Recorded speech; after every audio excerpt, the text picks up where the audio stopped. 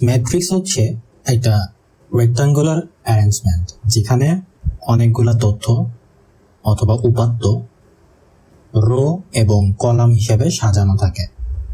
তো আমরা ম্যাট্রিক্সে যদি সংজ্ঞাটা দিই সেটা হচ্ছে কতগুলো সংখ্যা বা প্রতীক বা রাশিকে থার্ড ব্র্যাকেটের মধ্যে অথবা ফার্স্ট ব্র্যাকেটের ভেতরে আয়তাকারে সাজিয়ে রো এবং কলাম হিসেবে বিন্যস্ত করার পদ্ধতি হচ্ছে তোমার ম্যাট্রিক্স।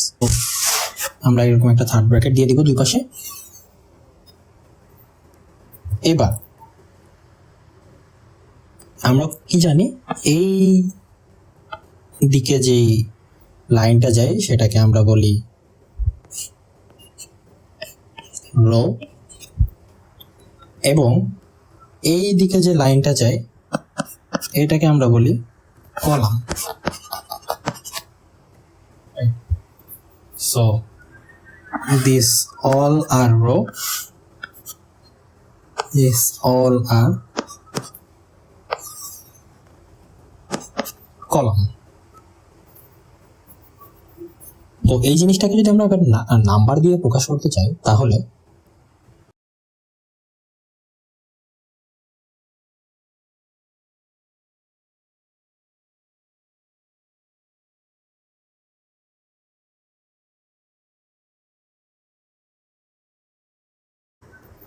এই হোল জিনিসটা হচ্ছে একটা ম্যাট্রিক্স। তো এখানে ভাইয়া এই দিকে যেই রাশিগুলো গিয়েছে সেটাকে আমরা বলতেছি রো, আর এইভাবে যে রাশিগুলো আছে সেগুলোকে আমরা বলতেছি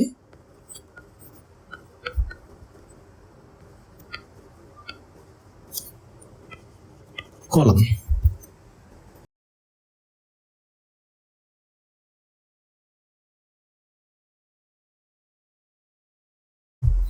এবার প্রত্যেকটা ম্যাট্রিক্স একটা ক্রম আকারে থাকে। সেই ক্রমটা আমরা কিভাবে বের করব? ক্রম মানে কি? ক্রম মানে হচ্ছে এই ম্যাট্রিক্সে কয়টা রো আছে এবং কয়টা সারি আছে, এই দুইটার কম্বিনেশন। এখন এই ম্যাট্রিক্সের অর্ডার, অর্থাৎ রো কয়টা আছে এবং কলাম কয়টা আছে সেটা আমরা বের করি। তাহলে আমরা দেখতে পাচ্ছি এই ম্যাট্রিক্সের রো আছে একটা, দুইটা, তিনটা। তাহলে রো ইজ ইকুয়াল টু 3। এবার আমরা দেখব কলাম কয়টা আছে, একটা, দুইটা, তিনটা। তো এখানে আমরা কলাম কয়টা পাচ্ছি, কলামও পাচ্ছি 3। এখন ম্যাট্রিক্সের অর্ডার যখন আমরা নির্ণয় করি তখন এই পুরো ম্যাট্রিক্সটাকে একটা নাম দিতে হয়। যদি আমরা এই পুরো ম্যাট্রিক্সটার নাম এ দেই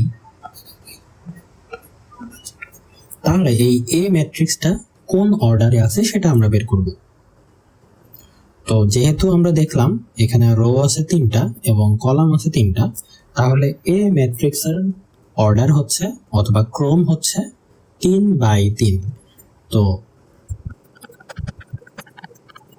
3/3 কে আমরা এভাবে লিখি।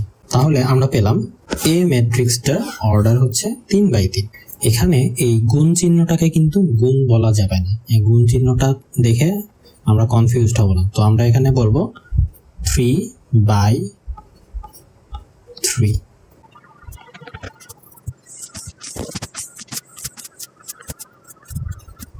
এই এক্সাম্পলে দেখো আমাদের রো আছে 2টা, সো রো, এবং কলাম আছে কয়টা, কলাম আছে 3টা।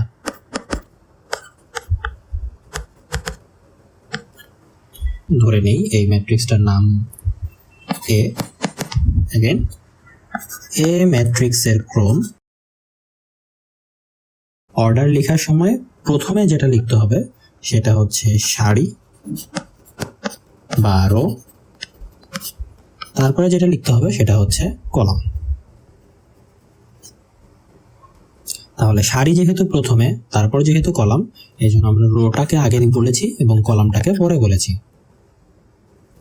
তাহলে এই জন্য আমরা লিখবো, যেহেতু রো 2 তাহলে আমরা লিখবো 2/3 আকারের ম্যাট্রিক্স।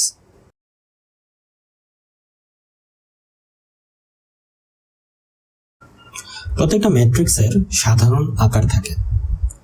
একটু আগে যে আমরা যে এক্সাম্পলটা নিয়েছিলাম, ধরে নাও সেই এক্সাম্পলটাই ধরি। এই ম্যাট্রিক্সেরও একটা সাধারণ আকার থাকবে। তো সেই সাধারণ ফর্মটা কেমন হবে? ফার্স্ট অফ অল আমরা যে কোনো একটা ম্যাট্রিক্স ধরে নিই।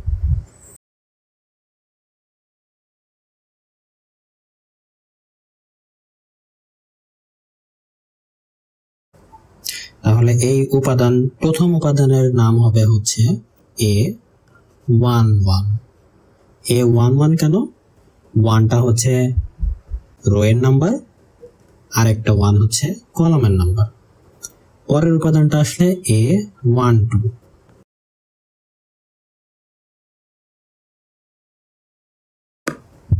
এখন এটা কিভাবে আসলো? এটা আসলো এইভাবে, যদি আমরা এটার কথাই চিন্তা করি, A12, দ্যাট মিনস এই এ এর সাথে প্রথমে আমরা লিখেছি সারি, তার সাথে আমরা লিখেছি কলাম। তার মানে এই যে এটা, এই এর উপাদানটা হবে কি? সারি নাম্বার এবং কলাম নাম্বারের উপর। এই এটা প্রথম সারিতে আছে, ফার্স্ট সারি প্রথম সারিতে আছে, তাহলে এই সারির নাম্বার আমরা কত দিব? A1 দিব। আবার এই উপাদানটা দ্বিতীয় কলামে আছে, সেকেন্ড কলাম, এই জন্য কলামের নাম্বার দিব 2, এই জন্য এইটা হয়ে গেছে A1।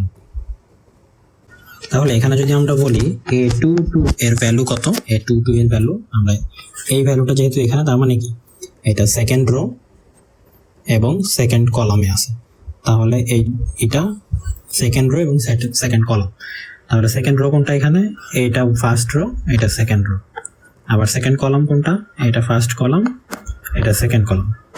তাহলে এই ভ্যালুটা 5।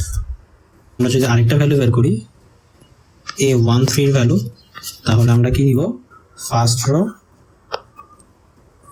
রো এবং থার্ড কলাম।